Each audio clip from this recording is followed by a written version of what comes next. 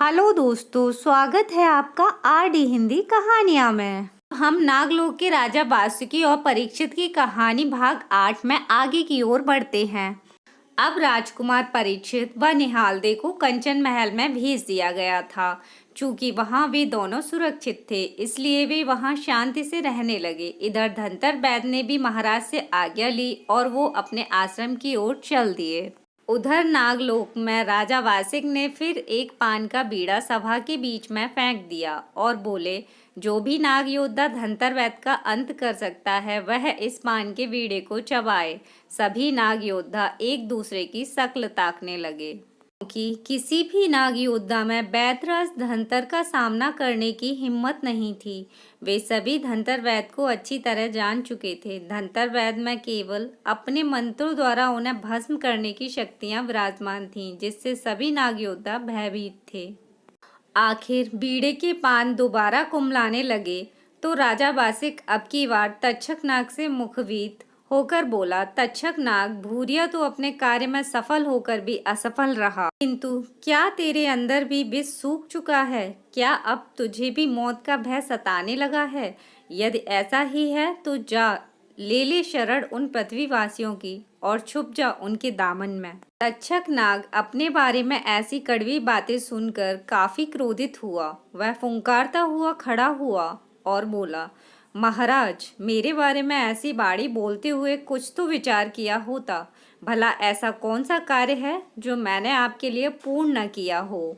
आपने मुझे आज तक जो भी कार्य दिया, मैं उसमें हमेशा विजयी होकर लौटा हूँ।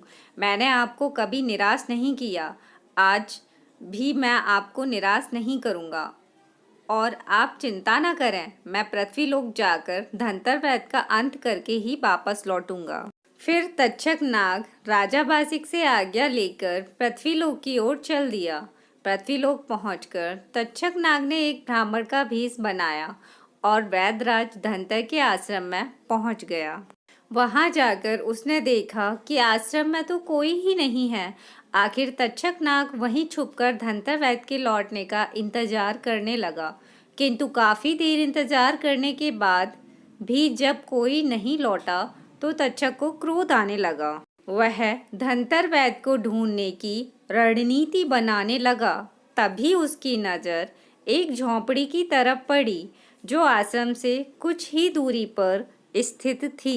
तक्षक नाग तुरंत दौड़कर उस झोंपड़े के पास पहुंचा, जिसमें एक गरीब किसान का परिवार रहता था। वहां जाकर तक्षक बोला, कोई है जो इस बूढ़े ब्राह्मण को पानी पिला सके? आवाज सुनकर किसान अपनी झोंपड़ी से बाहर निकला और बोला, कृपा बैठिए महाराज, मैं अभी आपके लिए जल लेकर आता हूँ। पानी पीकर तक्षक किसान से बोला, मेरे पुत्र को एक जहरीले सांप ने डस लिया है, जिससे उसका शरीर धीरे धीरे नीला पड़ता जा रहा है।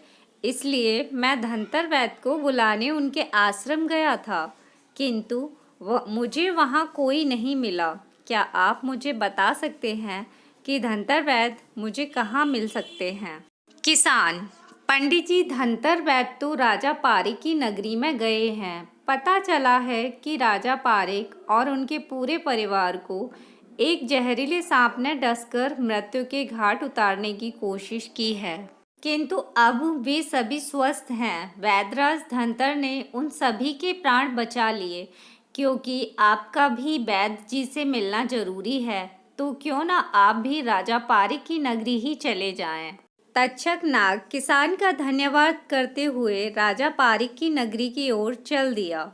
2-4 मील चलने के बाद उसने विचार किया कि राजा पारिक की नगरी में जाने से आखिर मुझे क्या फायदा होगा।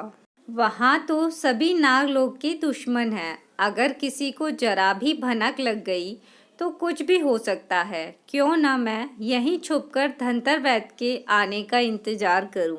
और तक्षक नाग वहीं रास्ते में अपना डेरा जमाकर बैठ गया और धनतर वैद्य के आने का इंतजार करने लगा। क्या तक्षक नाग वैद्यराज धनतर को खत्म कर पाएगा? जानने के लिए देखें राजा वासुकी और राजा परीक्षित की कहानी भाग 9। Please like, subscribe and share. धन्यवाद।